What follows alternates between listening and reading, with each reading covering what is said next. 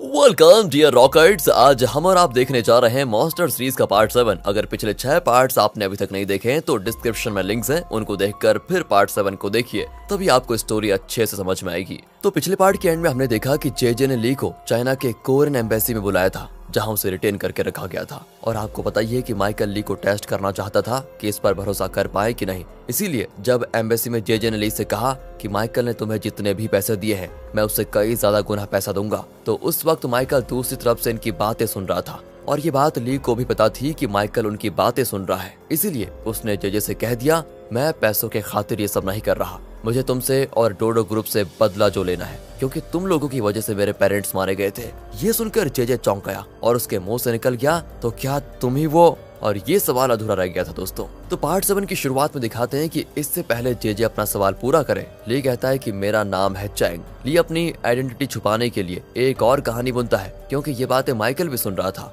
वो कहता है कि 8 साल पहले आपने एक आदमी को काम से निकाल दिया था, वो मेरे पापा थे। बेबस होकर मेरे पापा ने खुदकुशी कर ली थी। इस दुख की वजह से मेरी माँ बीमार पड़ गई और जल्द ही चल बसी। तुम्हारी और डोडो ग्रुप की वजह से मैं दुनिया में अकेला हो गया, इसलिए मैंने तुमसे बदला लेने की ठान ली थी। इस बात पर दोस्तों जेजे को भी यकीन हो जाता है, क्योंकि 8 साल पहले उसने एक आदमी को नौकरी से निकाल दिया था। अब माइकल को यहाँ ली पर पूरा भरोसा हो गया है, पर फिर भी वो ली को नकली मेडिसिन बिजनेस में अपना पार्टनर बनाने में झिझक रहा होता है। ली भी ये नोटिस कर लेता है और कहता है कि अगर तुम्हें अब भी कंफ्यूजन है तो तुम्हारे हाथ में जो गेम के 2 डाइस है उन्हें फेंक दो। अगर इवन नंबर आया तो मुझे पार्टनर बना लो, और अगर ऑड नंबर आया तो मुझे मत बनाना। माइकल दोनों डाइस को ऊपर फेंकता है, पर उसमें से एक डाइस को ली हवा में ही पकड़ लेता है और जो डाइस नीचे गिरा है उसमें एक आया। ली कहता है कि हमारी किस्मत हमारे हाथ में होनी चाहिए, कहकर वो हाथ में पकड़ा हुआ दूसरा डाइस देखता है, उसमें भी एक आता है और अब टोटल 2 है, जो कि इवन नंबर है। जाहिर है ये चीटिंग है, लेकिन माइकल को ली का ये अंदाज बहुत पसंद आता है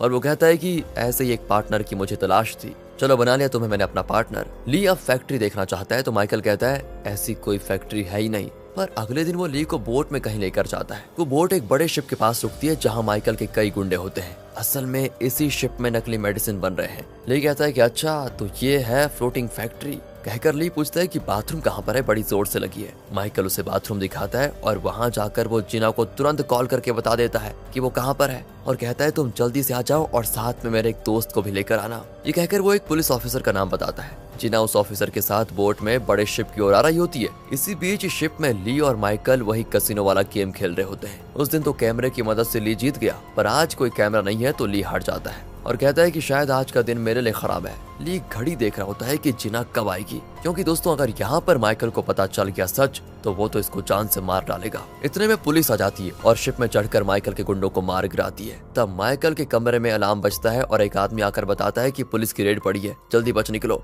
माइकल चौंक जाता है कि पुलिस को इस जगह के बारे में कैसे पता चला। पुलिस से कहता है कि पीछे एक छोटी बोट है, चलो हम दोनों उसमें बच निकलते हैं। कहकर वो ली को भी साथ लेकर बाहर निकलता है, तो पुलिस पकड़ लेती है। पर ली तो ठहरा एक एक्सपर्ट फाइटर, वो पुलिस को मारकर बोट के पास पहुंच जाता है। लेकिन तभी वो ली के पैर पर गन तान कर कहता है कि मैंने तुम पर बहुत विश्वास किया, पर तुम तो गद्दार निकले। तुमने ही पुलिस को खबर दी थी ना, पर मैं तुम्हें अब खत्म करने जा रहा हूँ। अचानक माइकल की आंखों पर लाइट पड़ती है और मौका पाकर ली उसका गन छीनकर उस पर ही तान देता है। माइकल कहता है कि शूट करो मुझे, तुम पर भरोसा करके मैंने जो गलती की है उसकी सजा यही होनी चाहिए, शूट मी। पर ली उसे गन वापस कर देता है और कहता है देखो मेरी और तुम्हारी कोई जाती दुश्मनी नहीं है, मैं तुम्हें क्यों मारूंगा। जब मैं मुसीबत में था तो तुमने मेरी मदद की थी, अब तुम मुसीबत में हो तो मैं तुम्हारी मदद करूंगा, तुम बच निकलो। माइकल भी कहता है कि ठीक है, पर हम दोनों फिर मिलेंगे। ये कहकर वो जाने लगता है, पर ली कहता है जाने से पहले काम पूरा करके तो जाओ। माइकल वापस आकर ली के मुंह पे मुक्का मार देता है, वो इसीलिए ताकि पुलिस को ली पर शक न हो कि उसी ने माइकल को जाने दिया। माइकल बच के निकल जाता है और फिर पुलिस आती है और वो समझते हैं कि माइकल ली को मार कर निकल गया। बाकी गुंडों को पुलिस अरेस्ट कर लेती है।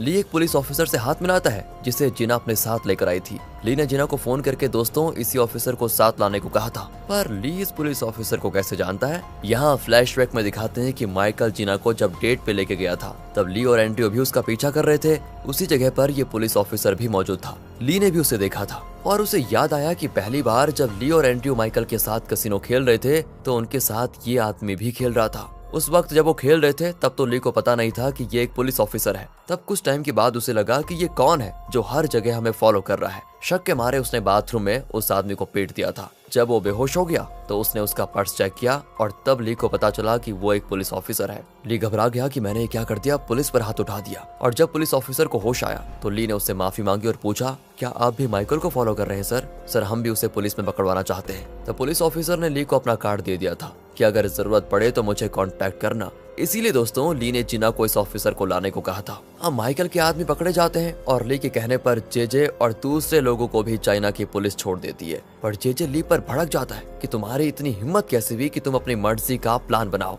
अगर हम सबको कुछ हो जाता तो? ली कहता है कि सर, आप ही ने तो कहा था कि रास्ता इम्पोर्टेंट नहीं है, मंजिल इम्पोर्टेंट है, रिजल्ट इम्पोर्टेंट है। तो रिजल्ट को देखिए ना, ये मिशन कामयाब हुआ और मैं जीत भी गया हूँ। तभी मोजो ली को फोन देकर कहता है कि चेयरमैन तुमसे बात करना चाहते हैं। सभी दंग रह जाते हैं कि खुद चेयरमैन ली से बात करना चाहता है। चेयरमैन कहता है कि बेटा, तुमने साबित कर दिया कि तुम ऊंचे दर्जे के खिलाड़ी हो। इस पूरी ट्रेनिंग में तुम नंबर 1 हो और तुमने हमारी कंपनी को डूबने से बचा लिया है। फर्स्ट रैंक का प्राइज मनी $2 लाख तुम्हें मिलेगा। पर ली कहता है, सर, मेरे लिए पैसे इंपॉर्टेंट नहीं है, मुझे तो अपनी ड्यूटी करनी थी बस। इस तरह ली कुछ ज्यादा ही ओवर एक्टिंग करता है। तो चेयरमैन कहता है कि ऐसा मत कहो बेटा, ड्यूटी तो बाद में देख लेंगे, लेकिन मेरी खुशी के लिए तुम्हें प्राइज मनी लेना होगा। और इस तरह खुश होकर चेयरमैन कॉल काट देता है। दोस्तों, एंड्रयू का चेहरा तो देखने लायक होता है। दूसरी ओर नेल किमी और नाथन को लंच पे बुलाता है। नाथन कहता है कि सर, एमएलए इलेक्शन में आप अपनी बेटी को ही खड़ा कीजिए, मैं तो उसे सपोर्ट करूंगा। नेल कहता है कि वाह, ये अचानक तुमने मेरी बेटी को सपोर्ट करने का ख्याल कहां से लिया? कोई तो वजह होगी। नाथन कहता है, बिल्कुल ठीक सोचा सर आपने। असल में पॉल का बेटा, जिसे पापा एमएलए बनाना चाहते थे, मुझे उससे बहुत ही चिढ़न है। पापा उसे एमएलए बनाकर अपनी बेटी यानी मेरी बहन की शादी उससे करवाना चाहते हैं। अगर ऐसा हुआ ना तो मेरी कोई अहमियत नहीं रहेगी, इसलिए मैं उसे सपोर्ट नहीं करना चाहता। बातचीत के बाद नेल और कैमी कार में जा रहे होते हैं तो नेल कहता है कि बेटी, नाथन पर कभी विश्वास मत करना, वो एक जहरीला सांप है। नेल को एमएलए की वाइफ केन्या की बात याद आती है, क्योंकि उसने कहा था कि मेरे पति की मौत हार्ट अटैक से नहीं हुई थी। यहाँ से केन्या को दिखाते हैं। असल में उस हॉस्पिटल के कैंसर पेशेंट्स को कहीं और लेकर जाया जा रहा होता है। तब केन्या पेशेंट से किसी पेपर पर साइन करने की विनती करती है, पर वो साइन नहीं करते। और ये सारी चीज देखकर पेनी अपने असिस्टेंट से पूछती है, ये किस चीज के लिए साइन मांग रही है? वो बताता है कि वो ऑटोप्सी रिपोर्ट में उनका साइन मांग रही है। साइन मांग रही है? तो साइन मांगने के लिए इतनी विनती कौन करता है? और वो वैन पेशेंट्स को लेकर जा कहाँ रहा है? तुम एक काम करो, उस वैन को फॉलो करो। वो भी दोस्तों फॉलो करता है तो पता चलता है कि वो वैन सीधे डोडो ग्रुप के फार्मेसी लैब में जाकर रुकती है। वो पेनी को बताता है कि वहाँ इन कैंसर पेशेंट्स की ट्रीटमेंट होती है और वो भी फ्री ऑफ कॉस्ट। यही नहीं, वहाँ उनकी इतनी अच्छे से देखभाल की जाती है, जो मरने वाला हो उसे भी जिंदा रहने का मन करेगा। इतना सब कुछ और वो भी फ्री में? नहीं नहीं नहीं, ये कैसे हो सकता है? जरूर कोई घोटाला चल रहा है यहाँ, हमें उसका पता लगाना ही होगा। पेनी दोस्तों ये सारी बातें ली को भी बता देती है और तब ली को उस क्रिमिनल की बात याद आती है जिसने कहा था कि मैंने तुम्हारी मौसी मोना को नहीं मारा, जेजे ने उनका कत्ल किया था, पर उसने मुझे पैसों का लालच देकर वो इल्जाम तुम पर लगाने को कहा। ली सोच में पड़ जाता है कि जेजे ने मोना को क्यों खत्म किया होगा, इसके पीछे कोई बड़ा ही राज लगता है। फिर वो पेनी से पूछता है, क्या तुमने जिना के बारे में कुछ पता लगाया कि वो कहाँ पर है? दोस्तों यहाँ पर आप थोड़े कंफ्यूज हो सकते हैं। दोस्तों ली को नहीं पता कि ये वही जिना है जो उसके घर में काम करने आती थी, और जिना को भी नहीं पता कि ये वही ली है, क्योंकि ली ने तो अपनी फेस सर्जरी करवा ली, तो जिना उसको पहचान नहीं पाई अभी तक, और ना ही ली उसे पहचान पाया है। इसलिए वो पेनी से पूछ रहा है कि अभी तक उस जिना के बारे में कुछ पता चला। पर पेनी का असिस्टेंट कह देता है कि जिना अब जिंदा नहीं है, उसका परिवार भी जिंदा नहीं है। ये सुनकर ली को बहुत दुख होता है और वो उस मेमोरियल में जाता है जहाँ 3 जार्ड्स होते हैं। वहाँ जिना के पापा का फोटो होता है और ली समझता है कि बाकी 2 जार्ड्स जिना और उसके भाई के होंगे। वो रोने लगता है कि मेरी जान बचाने के लिए तुमने और तुम्हारे पापा ने अपनी जान दे दी, मुझे माफ कर दो। फिर ली वहाँ से जा रहा होता है कि तभी जिना आ जाती है, पर वो ली का चेहरा दोस्तों अभी नहीं देखती। वो सोचने लगती है कि पता नहीं ये कौन है जो पापा के मेमोरियल को देख रहा है, और वो इस बारे में उस समय ज्यादा नहीं सोचती। वो प्रे करने लगती है तो फ्लैशबैक में दिखाते हैं कि असल में जिना के पापा की मौत के बाद जिना और उसके भाई दूसरे घर में शिफ्ट हो गए थे। एक दिन उस मकान में आग लगी और वहाँ पर एक लड़का और एक लड़की जलकर मर गए थे। जब पुलिस ने पूछताछ की तो जिना ने उन्हें बताया कि इस लड़की का नाम जिना है और ये उसका भाई था। उन्होंने भी अपने रिकॉर्ड्स में लिख लिया कि जिना और उसका भाई मर चुके हैं, और प्रेजेंट में वो अपने पापा की फोटो के सामने रोने लगती है कि मैंने अपनी और अपनी भाई की भलाई के लिए वो झूठ बोला था। असल में दोस्तों उस दिन लैब में वायरस लीक की वजह से ली के पापा के साथ 2-3 और लोग मारे गए थे। उनके परिवार वालों ने मिलकर जिना को ताने मारे कि तुम्हारे बाप ने अगर लैब नहीं खोला होता तो बाकी लोग जिंदा बच जाते और हम तुम्हें अब चैन से रहने नहीं देंगे। इसी वजह से जिना ने अपना नाम तक बदल लिया था और सभी को लगा कि उस आग में जिना और उसका भाई दोनों मारे गए। उसके बाद जीना जरा चैन से रहने लग गई थी और अब प्रेजेंट में जीना एक हॉस्पिटल में जाती है जहाँ उसने अपने भाई को भर्ती किया था। असल में जीना का भाई स्पेशली एबल्ड लड़का है और जीना उसकी बहुत अच्छी देखभाल भी करती है। तब नर्स आकर कहती है कि मुझे तुम्हारी सिचुएशन का अंदाजा है, लेकिन चीफ डॉक्टर ने कहा है कि ट्रीटमेंट का खर्चा अब तक तुमने पूरा नहीं भरा, तुम जितना जल्दी बिल भरोगी उतना अच्छा होगा। जिना कहती है कि मुझे डोडो ग्रुप में नौकरी मिल गई है और मैं आगे से हर हफ्ते बिल दे दिया करूंगी, पर तब तक आप चीफ डॉक्टर से जरा मोहलत मांगिए ना। नर्स कहती ठीक है, तुम फिक्र मत करो, मैं बात करती हूँ। और यहाँ फ्लैशबैक में दिखाते हैं कि डोडो ग्रुप के उस ट्रेनिंग में सिर्फ 3 लोगों को सिलेक्ट करने वाले होते हैं, लेकिन इनकी पूरी टीम ने मिलकर इतने बड़े नकली मेडिसिन का पर्दाफाश किया तो मजबूरन डोडो ग्रुप को सभी 8 कैंडिडेट्स को सिलेक्ट करना पड़ता है। सीन शिफ्ट होता है चेयरमैन के केबिन में। उसका पी आकर कहता है कि सर, शायद मुझे ये सब आपको नहीं बताना चाहिए, लेकिन मुझे पता चला है कि शैलोमी जो कि आपकी स्टाफ थी और आपका उसके साथ अफेयर भी था, वो उस वक्त प्रेग्नेंट थी जब आपकी वाइफ ने उसको यहाँ से भगा दिया था। चेयरमैन कहता है कि वो प्रेग्नेंट थी तो मैं क्या करूँ, उसका तो किसी दूसरे आदमी के साथ अफेयर था ना। पर पीए कहता है नहीं सर, उसका आपके अलावा किसी और के साथ कुछ अफेयर नहीं था। असल में आपकी वाइफ ने उसके बारे में ऐसी अफवाह फैलाई और उसे यहाँ से निकालने पर मजबूर कर दिया। असल में उसके पेट में आपका बच्चा था। और ये सुनकर चेयरमैन को शॉक पे शॉक लगता है और वो पूछता है कि अब शालोमी कहाँ है। पीए बताता है कि वो तो चल बसी सर, पर उसका बेटा यानी आपका नाजायज बेटा जिंदा है और मैंने आपकी वाइफ को ये कहते हुए सुना था कि वो लड़का विदेश में है। ये सुनकर चेयरमैन को बहुत गुस्सा आ जाता है। दूसरी ओर जेजे को दिखाते हैं जो एंड्रयू को उसका नया कमरा दिखा रहा होता है, क्योंकि 8 सिलेक्टेड कैंडिडेट्स में एंड्रयू भी है जिससे अब डोडो ग्रुप में नौकरी मिल गई है। वो एंड्रयू से कहता है कि बस कुछ ही दिनों की बात है, फिर तुम डायरेक्टली अपने पापा से मिल पाओगे और हाँ, तब तुम ऐसा इमोशनल होना कि वो तुम्हें बेटा कहकर गले लगा ले। एंड्रयू कहता है मुझे तो उनका नाम लेने में शर्म आती है और आप बॉन्डिंग की बात कर रहे हैं। पर तभी जेजे को चेयरमैन का कॉल आता है और वो एंड्रयू को भी साथ लेकर तुरंत चेयरमैन से मिलने जाता है। जेजे का प्लान ये है कि अब वो चेयरमैन से कहेगा कि ये आपका नाजायज बेटा है और मैंने ही इसका पता लगाया। इस तरह वो चेयरमैन को इम्प्रेस करेगा और इस कंपनी में अपनी और भी पावरफुल पोजीशन पे आ जाएगा। इतना ही नहीं, एंड्रयू को चेयरमैन की प्रॉपर्टी में भी हिस्सा मिलेगा जिसमें से वो जेजे को भी एक हिस्सा देगा।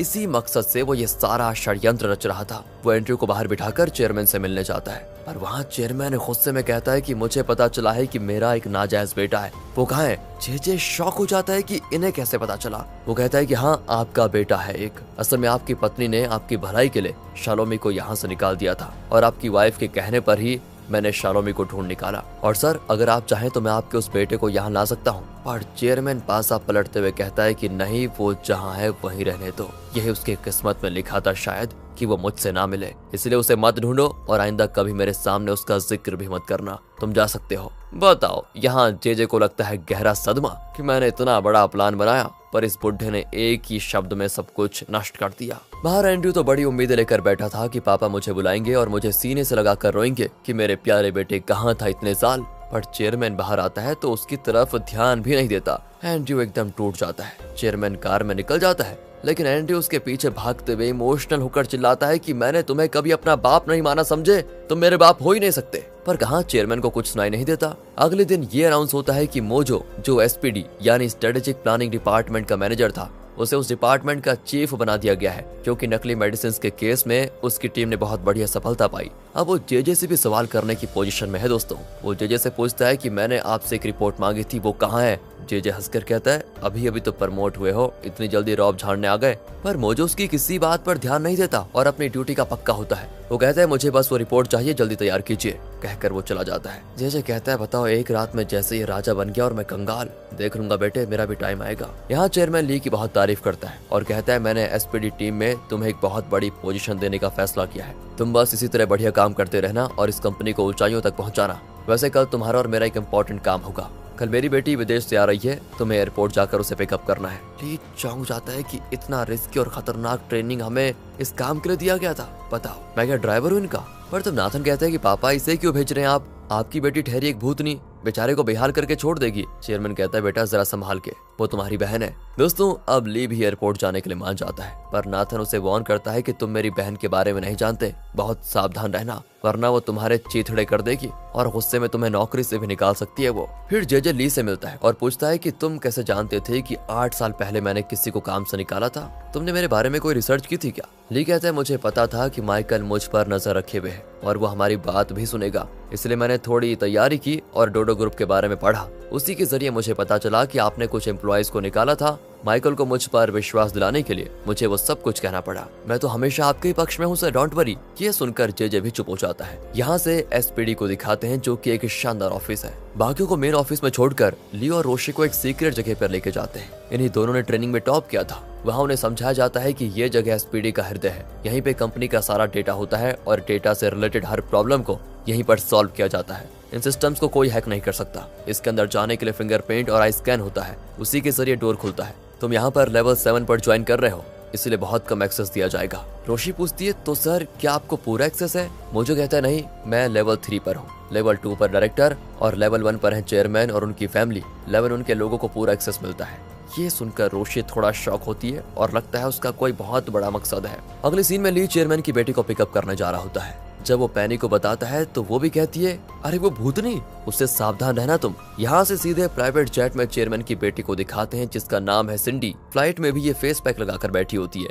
कोई उसे ड्रिंक देता है तो कोई उसका नेल पॉलिश कर रहा होता है। अचानक फ्लाइट हिलती है तो नेल पॉलिश नाखून से हटकर थोड़ा स्किन पे लग जाती है। बस दोस्तों वो गुस्से में डांट देती है कि ये क्या कर दिया तुमने, तुम्हें फ्लाइट को रोककर नेल पॉलिश को डालना चाहिए था बेवकूफ। लगता है दोस्तों ये थोड़ी साइको है। कहती है मैं तुम्हें अभी नौकरी से निकाल दूंगी। वो औरत विनती करती है कि प्लीज ऐसा मत कीजिए मैडम। कुछ देर में दोस्तों ली एयरपोर्ट पहुंच जाता है और सिंडी की फोटो लेकर वो वेट कर रहा होता है कि कब आएगी। जब वो आती है ना तो ली को देखकर कहती है कि अच्छा, बड़े लोगों को रिस्पेक्ट देना तुम्हें सिखाया नहीं गया है क्या? ली आसपास देखता है कि किसकी बात कर रही है ये तो मेरे कंधे तक भी नहीं आती। फिर वो झुककर कहता है कि सॉरी मैडम, गलती हो गई। सिंडी कहती है कि ये तुम्हारी फर्स्ट वार्निंग है, समझ लो इसको। 3 वार्निंग्स के बाद तुम्हें नौकरी से निकाल दूंगी। उसकी बातें ली को अपने पास्ट की याद दिला देती है, क्योंकि ली भी किसी जमाने में दोस्तों ऐसा ही अकड़ू था। उसे याद आता है कि उस वक्त जिना ने उसे इसी तरह वार्न किया था। ये सोचकर ली स्माइल कर रहा होता है और तब सिंडी कहती है अरे हंस क्यों रहे हो तुम, ये लो तुम्हारा दूसरा वार्निंग। अब सिर्फ एक वार्निंग बचा है, ध्यान रहे। फिर दोनों कार में निकलते हैं। वो पूछती है कि तुम मुझे कहाँ लेकर जा रहे हो?